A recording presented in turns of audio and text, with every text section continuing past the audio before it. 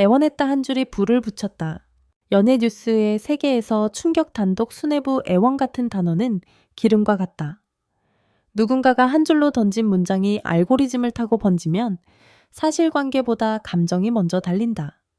그리고 감정은 늘 같은 질문으로 수렴한다. 도대체 왜? 최근 일부 온라인 콘텐츠, 특히 영상 플랫폼에는 이찬원이 TV조선시 이 오 앞에서 한 번만 더 기회를 달라고 애원했다는 식의 서사가 등장한다. 다만 이런 유형의 주장들은 대개 출처가 불명확하거나 편집된 문장 상상 과장이 섞이기 쉬운 구조를 갖는다. 실제로 유사한 썰 형식의 제목을 내건 영상들이 존재하지만 그 자체가 사실을 증명하진 않는다. 즉, 지금 우리가 맞닥뜨린 건 확정된 뉴스라기보다 뉴스처럼 보이게 만든 이야기일 가능성이 크다. 방송국 수뇌부까지 떨게 했다는 말이 위험한 이유.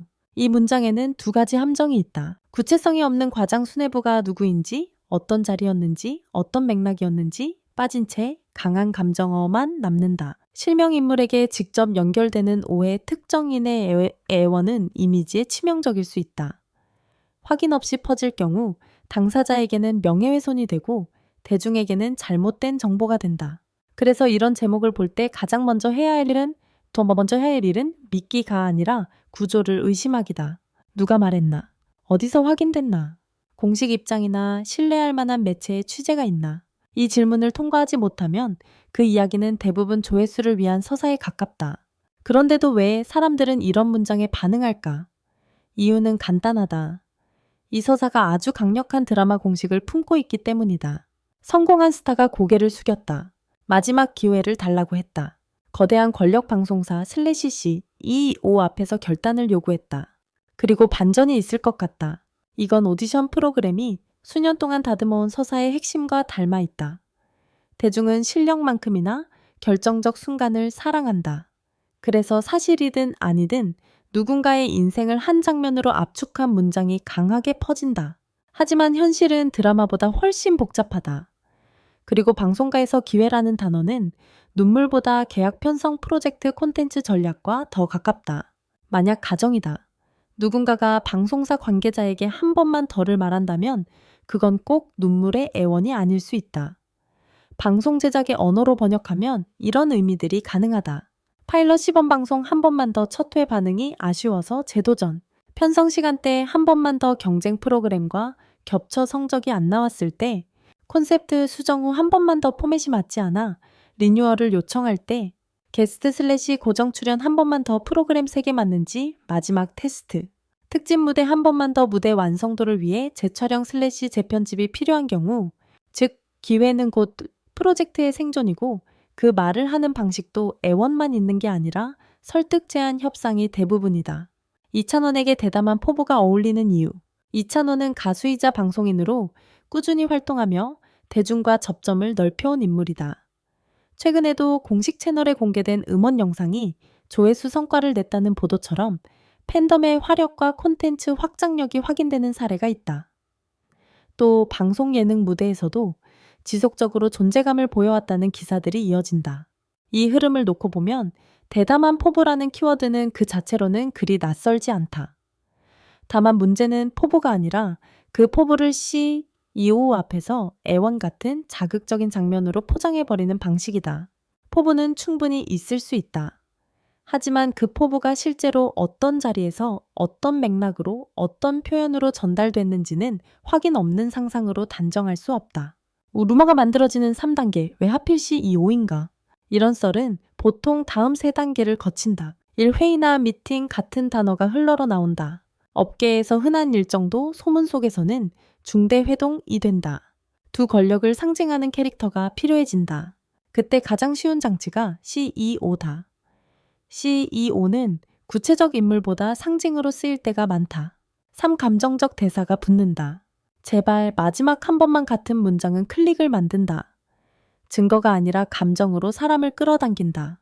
결국 C25 앞에서 애원은 사실의 보고서가 아니라 서사의 장치로 소비되는 경우가 많다. 팬들이 가장 많이 묻는 질문, 혹시 진짜면 어떡하지? 이 질문이 가장 인간적이다. 좋아하는 사람이면 더 그렇다. 하지만 혹시를 사실처럼 공유하는 순간 그 혹시는 누군가에겐 상처가 된다. 그래서 팬과 대중이 할 수 있는 가장 건강한 태도는 딱 두 가지다. 공식 확인 전까지는 단정형 문장을 피하기. 했다가 아니라라는 말이 있다. 확정이 아니라 추정. 출처가 영상 썸네일 커뮤니티 캡처뿐이면 한번 멈추기 유사한 제목의 영상이 존재하는 것과 그 내용이 사실인 것은 전혀 다르다. 그렇다면 도대체 왜에 대한 가장 현실적인 답. 자극적인 제목이 던지는 도대체 왜에 대해 확인된 사실 없이 특정 사건을 단정할 순 없다. 대신 업계 현실에서 가능한 현실적 동기만 정리해 볼 수는 있다. 더 큰 무대 콘서트 슬래시 특집로 가기 위한 프로젝트 제안, 새 프로그램이나 고정 출연을 위한 포맷 논의, 기존 이미지에서 확장하기 위한 콘텐츠 전략 회의, 팬덤과 대중을 동시에 잡기 위한 장기 플랜 조율, 이 모든 건 애원이 아니라 기획과 설득의 영역이다. 그리고 대중이 기대하는 대담함은 사실 이런 조율과 선택에서 더 자주 나온다. 자극적인 제목이 붙은 루머는 대부분 사건이 아니라 구도를 판다. 특히 CC 이 오합해서 애원이라는 프레임은 사실 여부와 무관하게 대중의 감정을 가장 빠르게 끌어올리는 장치다. 왜 하필 CEO일까? CEO는 개인이 아니라 권력과 결정의 상징이기 때문이다. 누군가가 CEO 앞에 섰다는 순간 이야기는 자동으로 최후의 심판, 마지막 기회, 인생 역전 같은 서사로 바뀐다. 이 구도는 오디션 프로그램과 연예 뉴스가 오랫동안 써온 공식이라 사람들은 그 장면이 실제로 있었는지 확인하기 전에 이미 감정적으로 납득해버린다. 여기에 한 단계 더 붙는 게 방송국 수뇌부까지 떨게 만들었다는 문장이다. 이 표현은 정보의 빈칸을 감정으로 메운다. 구체적인 근거가 없을수록 오히려 더 과감한 수사가 붙어 확산된다. 누구든 수뇌부라는 말 앞에서는 상상력을 발동하게 마련이다. 그날 회의실 공기가 얼어붙었대. 결정권자들이 놀랐대.